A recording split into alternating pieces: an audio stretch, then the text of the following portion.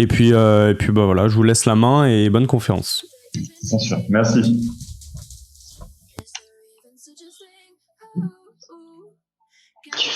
Ok, bon, vous nous entendez bien ? Oui, par contre, vous pouvez cliquer sur masquer à côté d'arrêter le partage. Il y a masqué, vous pouvez peut-être l'enlever, ça. Ouais, c'est bon. Voilà. Nickel. Ok, bon, on s'excuse, désolé.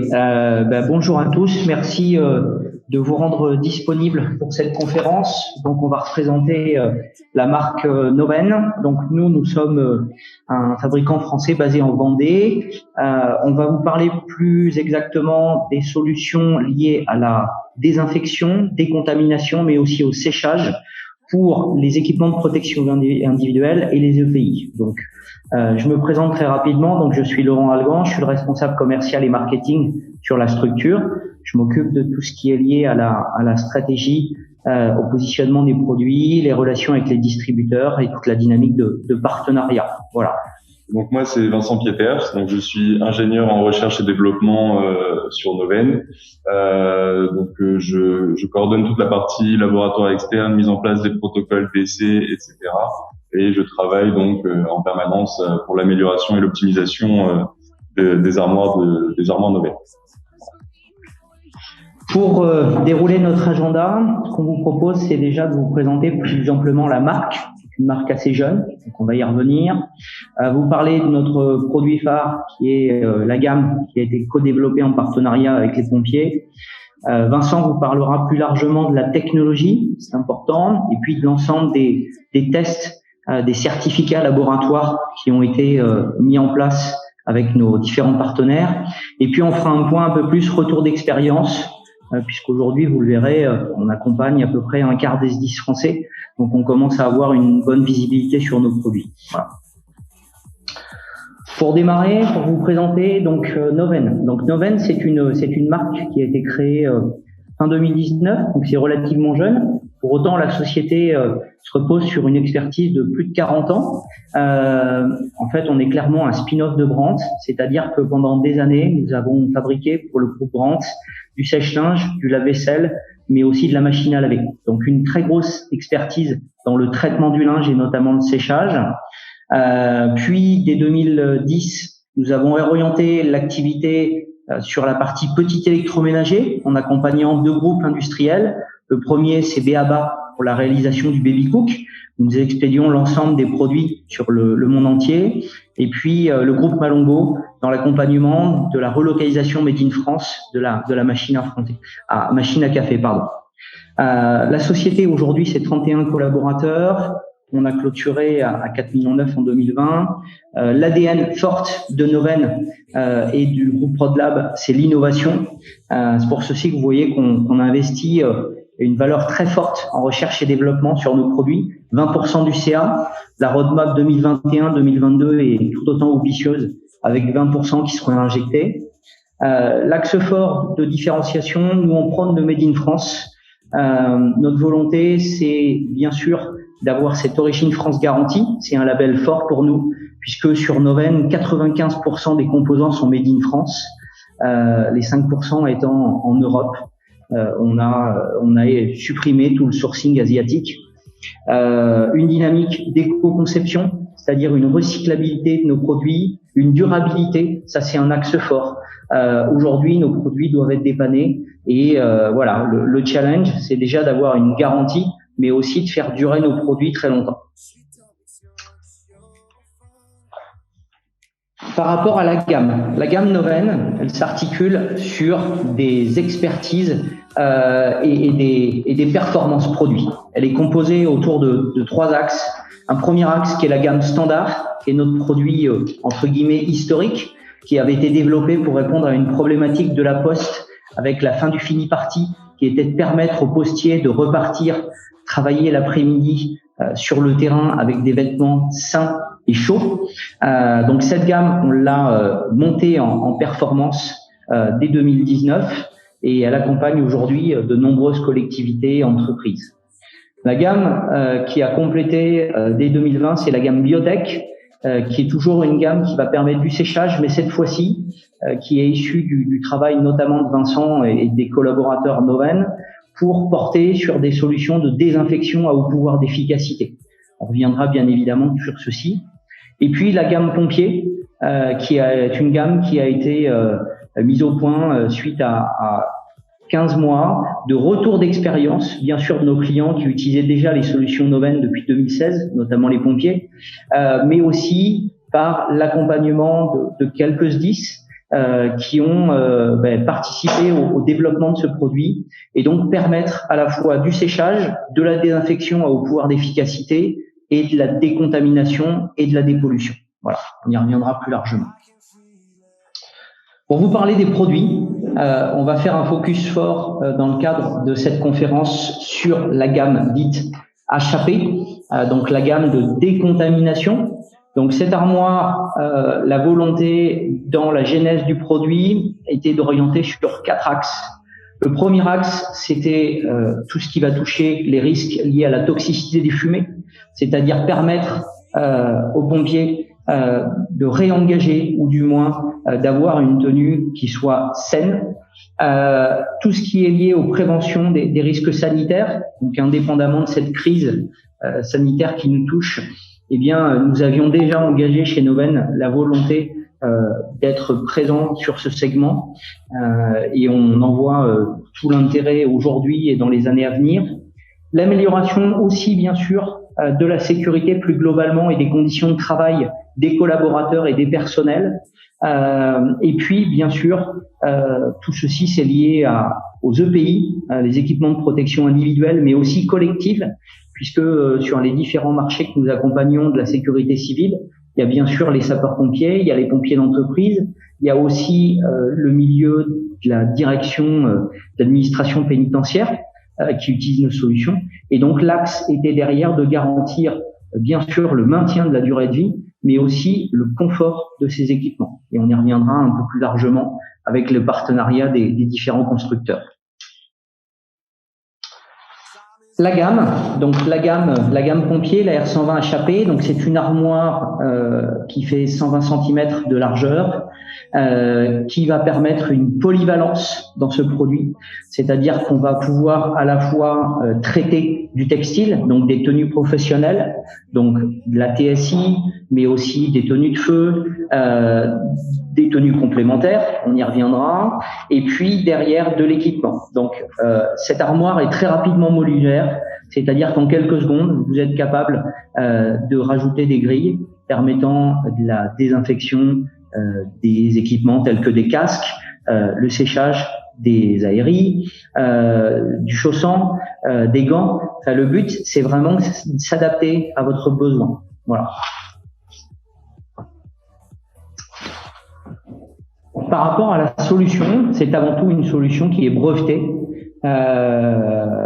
Et derrière, sur les axes fondamentaux de la solution, c'est bien sûr de permettre du séchage sur une forte efficacité, mais aussi à la fois de la désinfection, de la décontamination et de la dépollution. On y reviendra.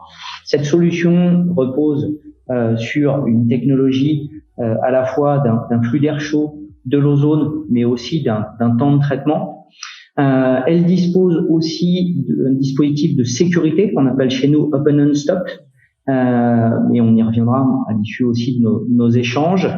D'une maintenance relativement simplifiée, puisque de sa conception, la zone technique peut s'interchanger en moins de 5 minutes. Les axes très importants pour nous, c'est la modularité des accessoires. Une armoire n'est pas figée. Vous allez pouvoir réadapter des supports de chaussures, supports bottes, supports gants. L'axe qui est un vrai différenciant, c'est qu'aujourd'hui, la solution est certifiée par des laboratoires, mais Vincent en parlera plus largement. Une garantie de 36 mois et, comme je l'évoquais, la valorisation du travail et de l'expertise Made in France avec cette origine France garantie, qui pour nous est un élément essentiel.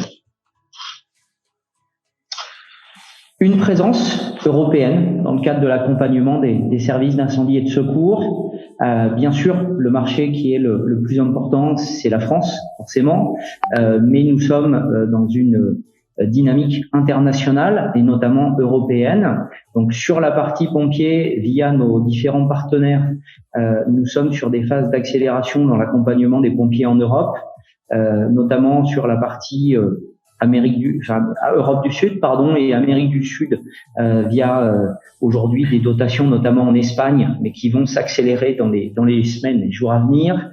L'accompagnement du service d'incendie et de secours de la ville de Genève, notamment la dotation relativement récente des armoires, la partie nos confrères belgiques qui nous accompagnent, qui nous font de plus en plus confiance et qui ont été notamment en pilote sur les parties zones de secours de Val-de-Sambre et de Liège. Et puis la partie France, forcément, on accompagne depuis 2016 les SDIS français. Donc aujourd'hui, 25 SDIS nous font confiance, les sapeurs-pompiers aussi de Saint-Pierre-et-Miquelon, la brigade des sapeurs-pompiers de Paris qui, elle, a équipé l'ensemble de ces centres de secours, et puis les unités d'intervention de la sécurité civile, notamment en répondant notamment sur l'armement des BERS ou des dispositifs un peu spécifiques. Voilà. Pour vous parler de techno, je vais laisser la parole à Vincent. Oui. Donc là, on va rentrer un peu plus dans les détails pour la technologie. Donc comme vous l'avez évoqué, Laurent, la technologie des armoires Noven est basée sur la combinaison de l'ozone, donc d'une concentration d'ozone, de la température et d'un temps de traitement spécifique pour atteindre des objectifs d'efficacité. Il faut savoir que c'est un procédé qui est du coup maîtrisé depuis 2015 ici à La Roche-sur-Yon et repose sur un flux aérolique qui est simple mais efficace. On va avoir une aspiration d'air frais extérieur, les flèches bleues que vous pouvez voir sur le schéma à l'écran. Cet air frais va être entraîné dans la zone technique, donc la partie supérieure de l'armoire. Il va passer devant une lampe UVC à un rayonnement très spécifique de 185 nanomètres, qui est le rayonnement qui va permettre, la longueur d'onde, qui va permettre l'obtention de molécules d'ozone en grande quantité. Ce flux chargé en ozone va ensuite passer devant un élément chauffant assez puissant qui va permettre de monter très rapidement en température ce flux aérolique. Et ensuite, il va être redistribué dans la partie basse de l'armoire par les gaines qui n'apparaissent pas ici, mais vous pouvez suivre le chemin des flèches rouges, qui va donc être diffusé dans la partie basse de l'armoire. Et cet air chaud, vu qu'il est chaud, va naturellement remonter et va permettre une certaine homogénéité de traitement et une homogénéité du flux dans l'enceinte de l'armoire. Donc cet air chaud va remonter jusqu'à la partie supérieure. Une partie de cet air va être recirculée, c'est-à-dire qu'il va resuivre exactement le même cheminement, donc repasser devant la lampe ozone, repasser devant l'élément chauffant, etc. Cette recirculation permet principalement d'atteindre des températures assez élevées, avec une économie d'énergie qui n'est pas négligeable. Et une autre partie de cet air va être extraite, donc les flèches jaunes que vous pouvez voir sur le schéma, donc grâce à un motoventilateur secondaire qui va permettre d'envoyer une partie de ce flux dans le filtre à charbon actif, qui va permettre de retenir les molécules d'ozone et autres polluants gazeux. Donc on va faire un petit focus sur l'ozone. Donc l'ozone, c'est donc trois atomes. C'est une molécule composée de 3 atomes d'oxygène. Elle est obtenue très simplement, sans rentrer dans les détails, par l'apport d'énergie sur 3 molécules d'oxygène qui va permettre la formation de 2 molécules d'ozone. Nous, dans le cadre des armoires Noven, le flux d'air qui possède des molécules d'oxygène dans l'air naturel va passer devant la lampe UV qui, grâce à sa longueur d'onde, va permettre de casser les doubles liaisons des molécules d'oxygène, qui va donc libérer les atomes d'oxygène, et cet atome libre va très rapidement se combiner à une molécule d'oxygène pour obtenir une molécule d'ozone. La molécule d'ozone, c'est une molécule qui est assez instable et qui va donc absolument chercher à se débarrasser de son atome d'oxygène en trop. Et c'est cet atome d'oxygène-là qui va permettre une réaction rapide et efficace sur la matière organique qui va être présente dans l'environnement. En produit de réaction, on va donc avoir l'atome d'oxygène qui va se séparer et on va tout simplement récupérer une molécule d'oxygène en sortie sans production de produits chimiques autres que de l'oxygène. Donc c'est une molécule de par son instabilité qui a un très fort pouvoir oxydant. Comme vous pouvez le voir, son potentiel d'oxydation est donné à 2,07. Cette molécule a l'avantage de se dégrader naturellement et rapidement en oxygène, ce qui permet de réduire un peu les risques qui peuvent être associés à des molécules oxydatives. Et c'est une réaction qui est optimisée par le phénomène de dépollution primaire que vous pouvez retrouver dans le traitement des tenues pompiers. Donc avec surtout majoritairement l'apport d'eau et d'humidité qui va permettre l'optimisation du procédé grâce à la création des radicaux hydroxyles. Comme vous pouvez le voir dans le tableau, le radical hydroxyle possède un pouvoir plus important. Il faut aussi savoir que c'est une molécule qui est encore moins stable que l'ozone, donc qui va réagir extrêmement rapidement avec un temps de vie estimé à la seconde. Donc l'ozone présente des caractéristiques qui sont très intéressantes dans le cadre de la dépollution et de la désinfection de par sa réactivité, mais cette réactivité fait qu'elle peut aussi présenter des risques pour la santé. Donc ici je vous communique donc des valeurs qui sont données par l'INRS, donc la VME qui correspond aux valeurs limites moyennes d'exposition, qui est fixée à 0,1 ppm sur une durée d'exposition de 8 heures. 0,1 ppm, c'est extrêmement faible comme concentration. On a ensuite la VLCT, donc la valeur limite d'exposition sur le court terme, donc de courte période, qui est fixée à 0,2 ppm pour une exposition de 15 minutes. Et on a aussi l'IDLH, qui correspond donc à l'Immediately Dangerous to Life or Health pour la concentration, qui elle est une valeur américaine qui est donnée à 5 ppm. En fait, cette valeur IDLH, cette valeur correspond à la concentration maximum qu'il ne faut pas dépasser sur 30 minutes. Sinon, il y a des risques très importants, voire assurés, de risques irréversibles sur la santé. Donc, il faut bien voir que la concentration qui est intéressante de l'ozone, elle ne peut pas être inférieure à 0,1 ppm malheureusement, car effectivement cette valeur qui présente aucun risque pour la santé humaine fait qu'elle ne sera pas suffisamment concentrée pour aussi présenter un risque sur la désinfection des micro-organismes, etc., ou encore la dégradation des molécules polluantes présentes dans le gaz. Donc on a besoin, pour être efficace, d'atteindre des concentrations qui sont supérieures à la VME ou à la VLCT pour le traitement. De l'ordre de 0,5 à 1 ou 1,5 ppm, ça suffit. Mais ça nécessite quand même la mise en place d'un système de filtration qui est spécifique. Donc pour les armoires Noven, c'est pour ça que dorénavant ils sont équipés d'un système d'extraction, donc par ventilation forcée grâce au motoventilateur secondaire. On utilise donc la technologie de filtration par charbon activé. Il faut savoir que le charbon activé permet l'absorption de l'ozone et d'autres molécules gazeuses sur la surface du charbon activé. En fait, l'absorption, c'est une réaction de surface entre une molécule gazeuse et un matériau solide. On a volontairement surdimensionné le filtre qui est présent dans les armoires Noven pour plusieurs raisons. La première, c'est de permettre l'absorption de l'ozone malgré l'absorption d'eau et de molécules d'eau lors du séchage. En effet, le charbon actif va aussi temporairement absorber les molécules d'eau qui sont présentes. Et donc, il est nécessaire de bien surdimensionner légèrement pour permettre de retenir l'ozone malgré une condition de séchage, par exemple. Il permet aussi d'augmenter la durée de vie du filtre, évidemment. Sinon, cette durée de vie pourrait être beaucoup plus faible en fonction des conditions, évidemment. notamment chez les pompiers, vu qu'ils ont besoin de faire de nombreux séchages, de retenir des polluants qui sont autres que l'ozone, la durée de vie du filtre pourrait être inférieure. Donc c'est pour ça qu'on l'a volontairement surdimensionné.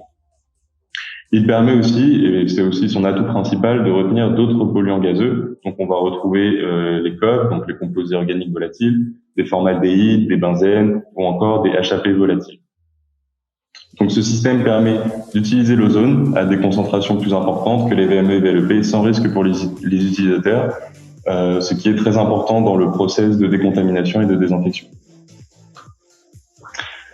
Donc l'axe majeur qui avait été identifié dans nos collaborations avec les pompiers était l'effet de dépollution chimique et principalement sur les HAP, donc les hydrocarbures aromatiques polycycliques, qui sont liés à la toxicité des fumées liées au feu, qui est un enjeu majeur pour la profession. Le protocole classique chez les pompiers était la dépollution primaire, donc avec passage de la tenue souillée au jet d'eau ou au brossage avec de l'eau savonneuse. Ensuite, il était possible de faire une désorption naturelle et un séchage à l'air naturel, comme sur la photo que vous pouvez voir en haut à droite, où on va tout simplement laisser les tenues exposées au soleil et à l'air libre. C'est un procédé qui peut être long, qui peut durer jusqu'à 48 heures, et qui va permettre une réduction, une dégradation des polluants qui sont présents encore sur la tenue, et cette réduction et dégradation va être favorisée par les molécules oxydantes, donc comme l'oxygène, qui sont naturellement présents dans l'air. Mais ce protocole présente quelques inconvénients, notamment la dégradation des tenues par les UV du soleil, où on peut constater une certaine décoloration au cours du temps. Et c'est un processus de remise en service de la tenue qui est très long. Donc, les objectifs du coup de la solution Noven, comme Laurent vous en a parlé un petit peu tout à l'heure, c'est de réduire la durée d'indisponibilité de l'équipement souillé, de réduire la dégradation de l'équipement liée à l'exposition aux UV et d'accélérer, grâce au pouvoir de l'ozone, de la température et de la ventilation, le phénomène de désorption et donc retirer les polluants des tenues. Donc, pour continuer et pour optimiser les procédés, etc., et pour vérifier l'impact de notre solution sur les tenues souillées et la dépollution chimique, on s'est rapproché de l'Institut français du textile et de l'habillement, donc l'IFTH, qui est un organisme reconnu dans le monde du textile. On a commencé des essais en janvier 2020.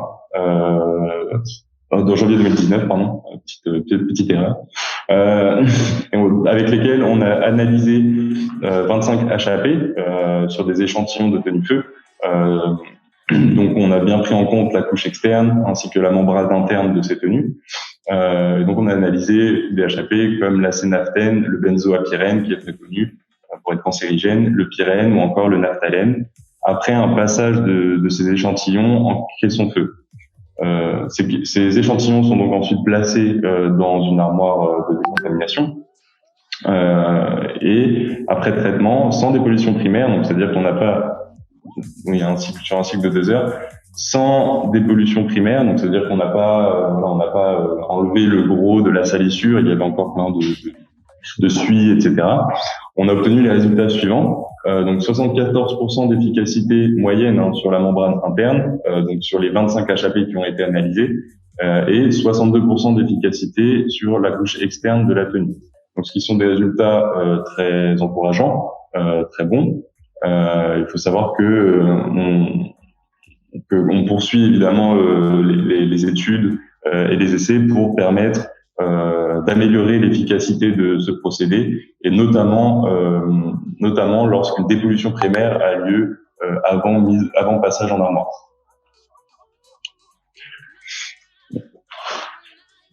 Donc le deuxième axe fort sur lequel les armoires Noven le deuxième axe fort de l'armoire Noven, c'est les effets de décontamination bactérienne. Le but était de répondre aux besoins des collectivités et des opérateurs qui travaillaient notamment dans le traitement des déchets. Donc, on s'est rapproché du laboratoire de l'environnement et de l'alimentation de Vendée pour mettre en place dès 2017 des protocoles d'essai pour permettre la qualification de l'efficacité bactéricide et fongicide des armoires Noven. Évidemment, les essais se sont poursuivis. Les certificats que vous pourrez trouver sur les armoires Noven sont des certificats qui ont été réalisés en 2020, qui sont donc sur les modèles que nous commercialisons actuellement. Et ces essais, évidemment, se poursuivent pour toujours permettre une optimisation des performances. Donc, en partenariat avec eux, nous avons travaillé sur la caractérisation de l'efficacité sur 6 micro-organismes qui sont représentatifs du monde des bactéries ainsi que des moisissures et des champignons.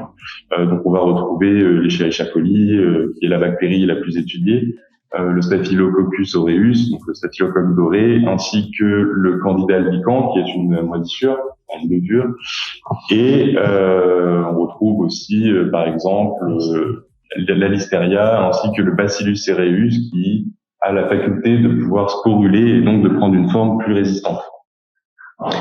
On s'était fixé comme réduction logarithmique une réduction de 5 log, donc la réduction logarithmique, c'est l'indicateur de performance, on va dire, d'une efficacité de décontamination. 5 log, ça correspond à une division par 100 000 des UFC, donc c'est l'unité formant colonie. C'est tout simplement l'unité qui permet la mesure de la quantité de bactéries et micro-organismes encore présents. Au cours des essais, on a tout simplement obtenu des résultats très très bons, très significatifs et qui montrent un vrai effet de désinfection avec une efficacité minimale de 99,99%, c'est-à-dire entre 4 et 6 logs d'efficacité sur le traitement détenu. En bas, à titre d'exemple, je vous ai montré des boîtes de pétri avec une bactérie, donc l'Escherichia coli.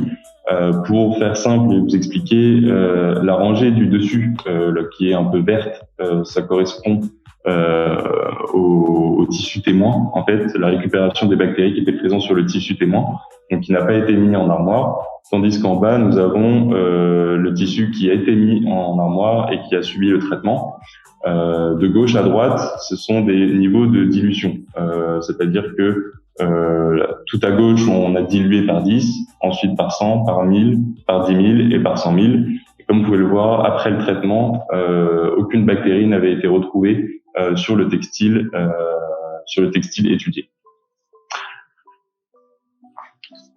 Le troisième axe, c'est donc l'effet de décontamination virale. Donc là, le but, c'était de répondre à l'appel à projet de l'AID en 2020. Car nous avions de forts soupçons, on va dire, que notre solution allait être efficace sur les virus par analogie, avec son efficacité sur les bactéries. Il faut savoir que, en général, les bactéries sont bien plus résistantes que les virus, mais nous avions besoin de qualifier cette efficacité, de pouvoir la montrer, de pouvoir la certifier, d'en être sûr, et pour ne pas assurer des choses dont on n'avait pas connaissance. Donc, on s'est rapproché du laboratoire Virels, qui est un laboratoire basé à Lyon, sur le Biopôle Santé de Lyon, qui est un laboratoire spécialisé dans la qualification des équipements et des protocoles de désinfection virale. Donc, un des leaders en France, un des seuls en France à pouvoir faire ce type d'essai et un des seuls en Europe aussi. On a décidé de travailler sur 3 virus représentatifs, donc le norovirus murin, qui est un virus nu, et le virus de la vaccine, qui est un virus enveloppé. Donc en fait, je m'explique. Les virus nus, dans le monde viral, les virus nus sont plus résistants que les virus enveloppés, et ils ne possèdent pas en fait d'enveloppe autour d'eux, ce qui fait qu'ils s'adaptent mieux à l'environnement. Et donc subissent moins les changements chimiques, thermiques ou physiques. Alors que les virus enveloppés, donc eux, vont être bien plus contagieux, dans lesquels on va retrouver notamment le virus de la grippe, le VIH, ou encore les coronavirus. eux vont très vite se répandre, on va dire. Ils vont être très vite, ils vont très vite pouvoir se répandre grâce à leur enveloppe, mais c'est aussi leur faiblesse, c'est-à-dire qu'ils vont très vite réagir avec les changements de l'environnement et donc les agents chimiques. Et une fois que l'enveloppe est attaquée, le virus va tout simplement mourir. Donc on a deux grandes catégories qui permettent d'étudier le spectre, on va dire, du monde des virus. Avec les virus nus, on va principalement retrouver les virus comme ceux de la gastroentérite, ce genre de choses, donc plutôt les virus qui sont responsables des gastroentérites, ce genre de choses, et les virus enveloppés qui, eux, vont plutôt toucher les maladies, qui vont plutôt être responsables des maladies responsables des problèmes respiratoires, en fait, dont la grippe, le coronavirus, etc. On a évidemment étudié aussi le coronavirus humain, qui est, comme je viens de vous le dire, un virus enveloppé, qui fait partie de la famille des coronavirus, qui donc est le coronavirus le plus facile à cultiver. En fait, il faut savoir qu'ils sont très difficiles à cultiver, et il est représentatif. Ce n'est pas le coronavirus du SARS-CoV-2 qui est responsable de la COVID-19. Lui, il s'appelle HCoV-229E, mais il possède un peu les mêmes caractéristiques que le virus du SARS-CoV. Donc, je vous ai présenté un petit tableau de résultats qu'on a obtenu donc sur un cycle de 45 minutes avec l'armoire du 120 HAP et le cycle de désinfection. Donc très brièvement, vous pouvez voir les résultats qui sont très bons. Donc des réductions d'efficacité, des efficacités de 99,99%, ou 99,97% pour le coronavirus humain. Il faut savoir que cette différence d'efficacité provient de la concentration initiale, car il est plus difficile à cultiver que le norovirus ou que le virus de la vaccine. C'est pour ça que nous n'avons pas pu montrer une activité antivirale plus importante. Pour revenir un peu plus sur, merci Vincent, sur ces éléments techniques et complémentaires, je pense que c'est très intéressant. Pour revenir un peu plus sur la notion d'utilisation par rapport à l'armoire, comme on l'a dit, la volonté a été d'avoir une solution polyvalente, mais somme toute relativement efficace, et on l'a vu.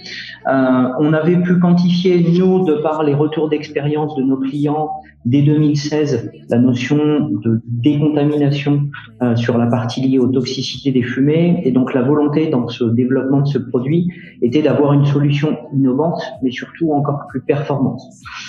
Et donc à ce niveau-là, suite au retour d'expérience des différents SDIS, et dans le cadre de ce développement, on a mis un axe fort sur la dépollution primaire et notamment la notion du mouillage.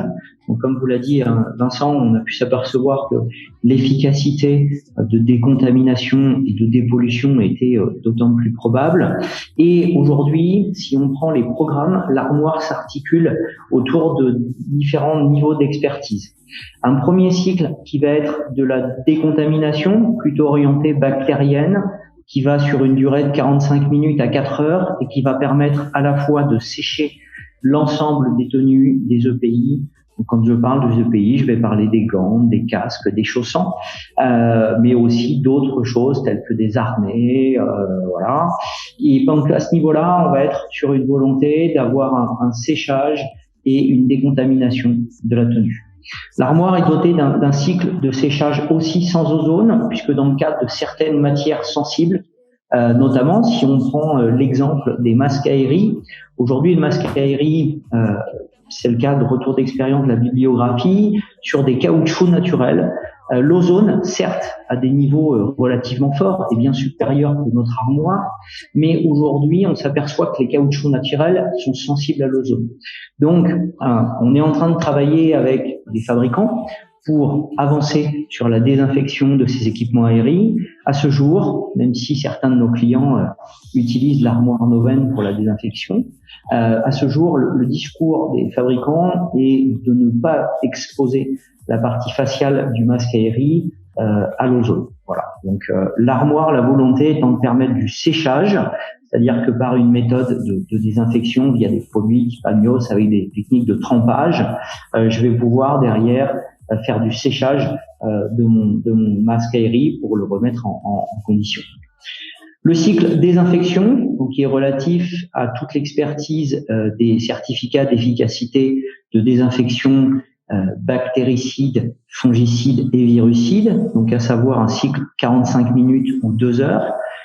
Ces cycles variant bien évidemment en fonction du niveau d'humidité de la tenue, puisque si j'ai une tenue qui va être humide ou détrempée, la durée de séchage ne sera pas la même. Donc là, on va pouvoir traiter l'ensemble de la tenue, mais aussi des tenues collectives de type tenue immunoptère, les chaussants, les gants, les casques. Donc là, on est sur un axe où on va vouloir vraiment travailler sur la désinfection.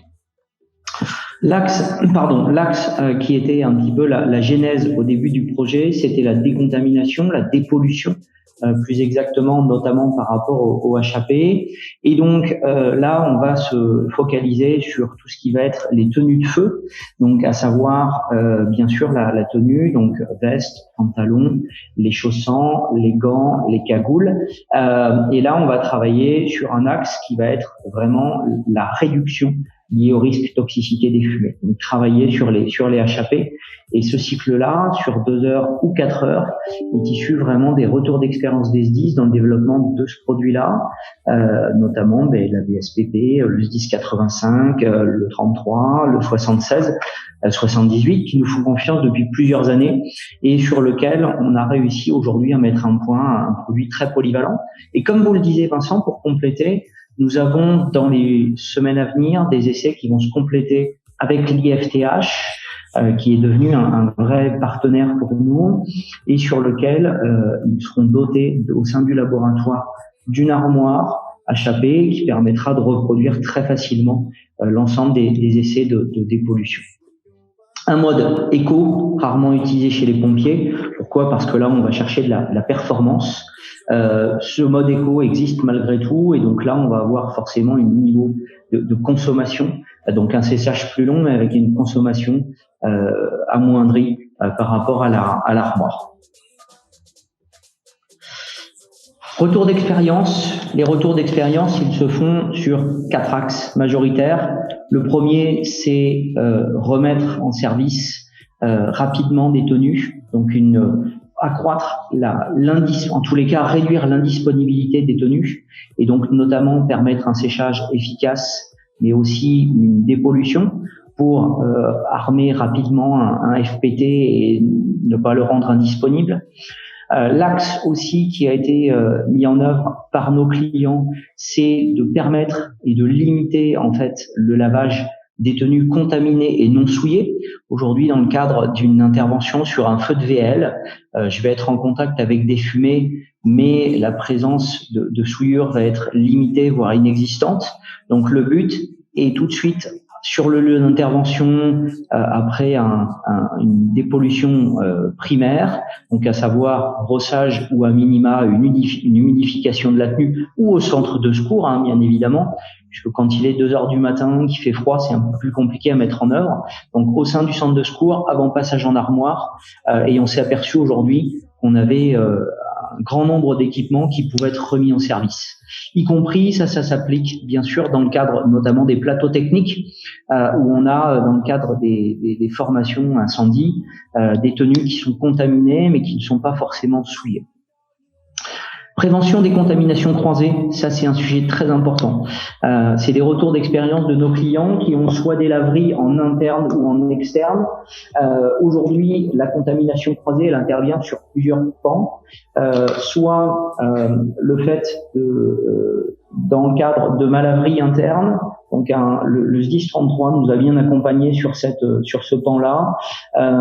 Un gros retour d'expérience qui était de limiter la contamination croisée sur mes machines à laver. Donc mes tenues arrivent, elles sont contaminées, souillées, je les passe en armoire Noven pendant 2 heures, je vais les mettre après en machine à laver et donc limiter la contamination sur mes machines à laver.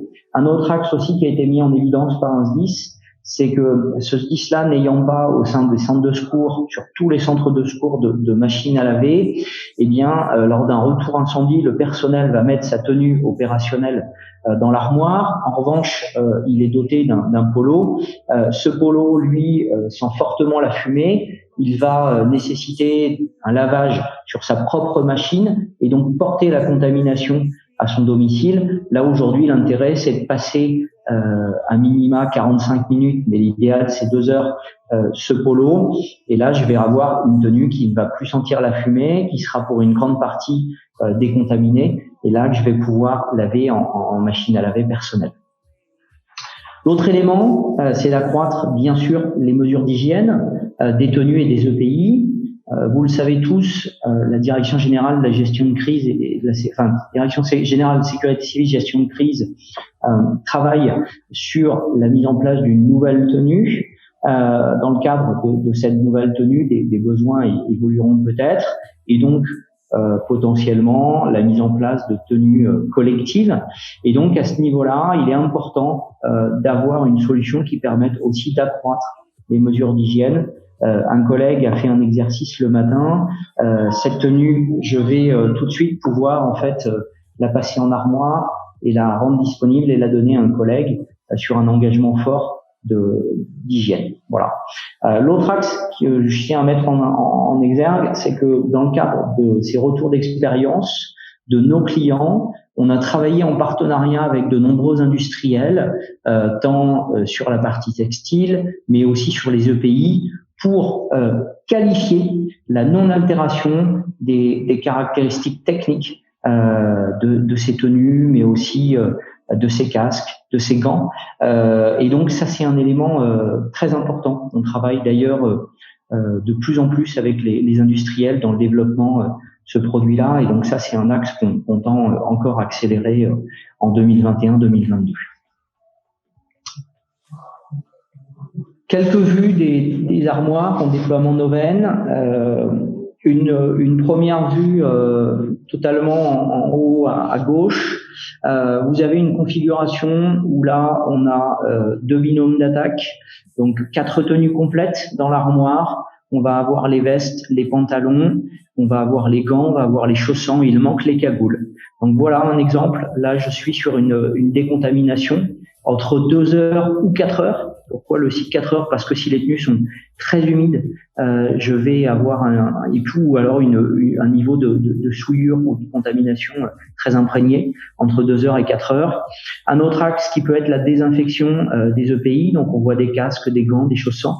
Dans le cadre notamment des photos qui sont à droite, vous avez ici une vue sur le plateau technique du SDIS 85, donc sur la tenue des formateurs. Puisque dans le cadre de la pause méridienne, on peut se permettre durant la formation de mettre les tenues pendant 1 heure, mais aussi le soir de pouvoir les désinfecter, les décontaminer. Voilà. Merci pour votre attention. On va maintenant, si vous voulez bien, si vous avez des questions, on va en tous les cas se tâcher d'y répondre avec grand plaisir avec Vincent. Vous voyez les questions, on va en converser. Stéphane Molex, Yann Barthélémy. Oui, tout à fait. Donc, merci à Monsieur Barthélémy. En effet, c'est vrai que par rapport à la notion, comme je le disais tout à l'heure, le fait de pouvoir traiter la tenue avant lavage permet aussi d'avoir un niveau de décontamination qui va s'accroître. Aujourd'hui, c'est un sujet majeur qu'on constate en échangeant avec les différents SDIS qu'on accompagne sur le fait du lavage de la tenue et par rapport à la réduction de la toxicité. Donc je sais que plusieurs SDIS ont fait des essais avant lavage, donc sur des lavages externes, pour quantifier la toxicité avant et après. Voilà, donc on a une solution qui est complémentaire en tous les cas de ce dispositif. La durée de vie de la lampe UVC. Aujourd'hui, notre fabricant garantit une utilisation, une durée de vie de 7000 heures. Donc 7000 heures globalement sur une utilisation de 2 heures par jour. Si on le prend, on est sur plus de 10 ans. Nous, aujourd'hui, on a un engagement fort, notamment par rapport à l'efficacité, tant de la désinfection que de la décontamination. Et donc, notre préconisation, elle est de remplacer cette lampe UVC tous les 36 mois. Voilà. Je souhaite aussi rebondir du coup sur la réaction de Monsieur Stéphane Moliex, qui dit donc rien à voir avec le SRAS-CoV-2. Alors, c'est vrai, nous n'avons pas réalisé d'essais sur le SRAS-CoV-2. Il faut savoir que ce sont des essais spécifiques sur le SRAS-CoV-2. C'est un virus qui est extrêmement difficilement cultivable, c'est-à-dire qu'il va être très difficile pour les laboratoires spécialisés d'obtenir des concentrations importantes de ce virus, ce qui va tout simplement provoquer le fait qu'on va pas pouvoir mettre en avant des efficacités de 4, 5, 6 logs sur ce virus particulier. Il faut savoir que le norovirus murin ainsi que le virus de la vaccine n'ont pas été sélectionnés aléatoirement. Ils ont été sélectionnés évidemment en collaboration avec le laboratoire partenaire Virex, et ils correspondent en fait tout simplement aux virus, on va dire standardisés, c'est-à-dire que ce sont les virus estimés les plus représentatifs du monde viral.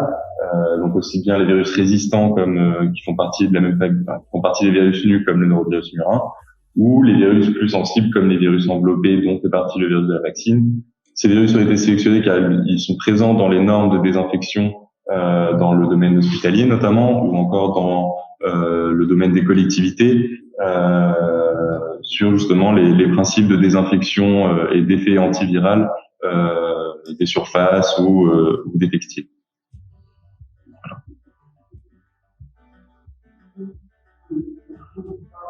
Merci à vous. Merci à vous pour votre question.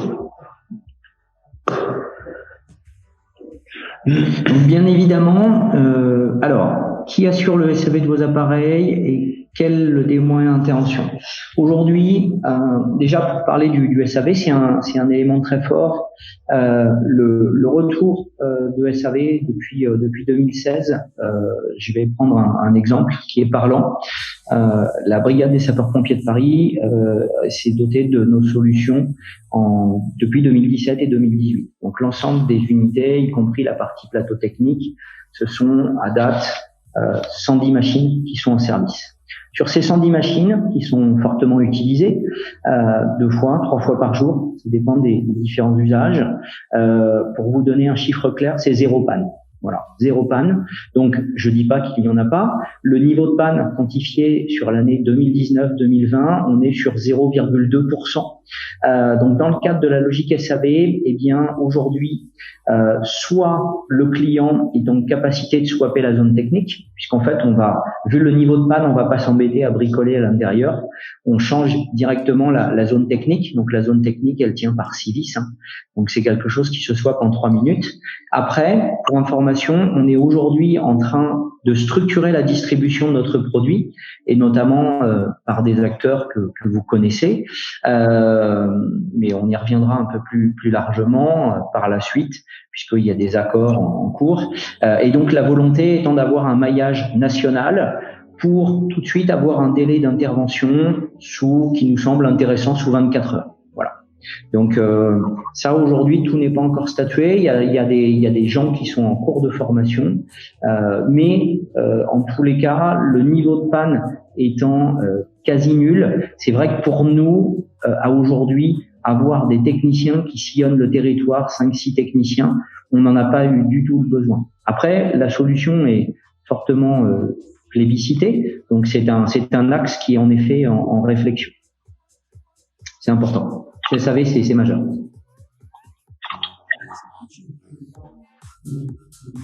La lampe UVC. La lampe UVC, aujourd'hui, ce qu'il faut savoir, c'est que la lampe UVC, vous avez déjà dans l'efficacité, la notion de l'ozone va intervenir sur un axe de désinfection.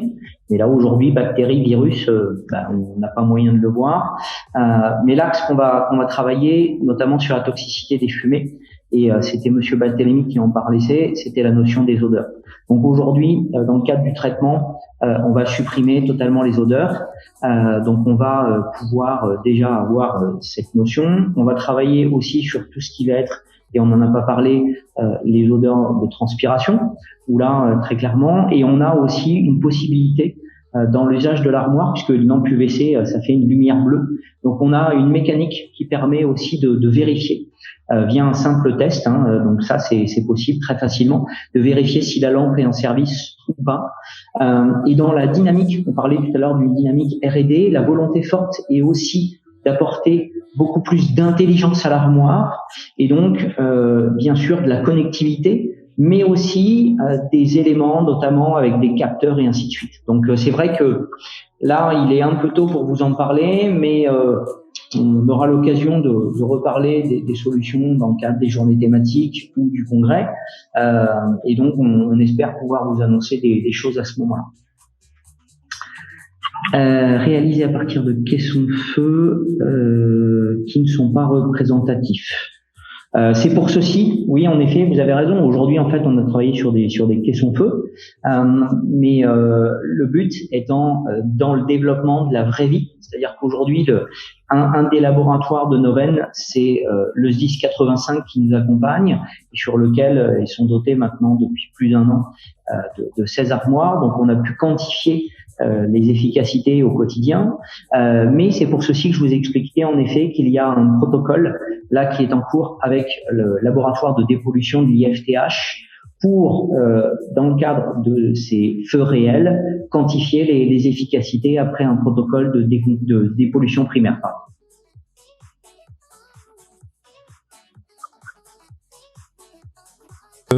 Je vais vous laisser poser votre dernière question et y répondre, et puis comme ça à 11h on coupera la conférence pour enchaîner sur la suivante. Très bien. Ce que je voulais juste compléter, c'est qu'aujourd'hui, bien évidemment, nous ne sommes pas présents dans tous les SDIS. Malgré tout, on a à cœur de venir vous rencontrer, de comprendre vos problématiques. Vous pouvez aussi, et vous êtes les bienvenus, visiter l'atelier en Vendée et venir nous rencontrer.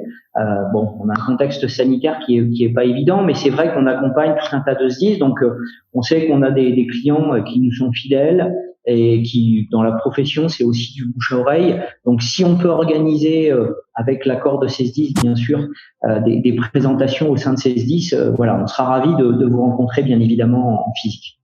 Écoutez, il est 10h58, il reste 2 minutes, donc merci en tout cas pour cette conférence. Du coup, on va attaquer sur la prochaine, qui est la hutte sur les solutions innovantes d'abri autonome et tout en un.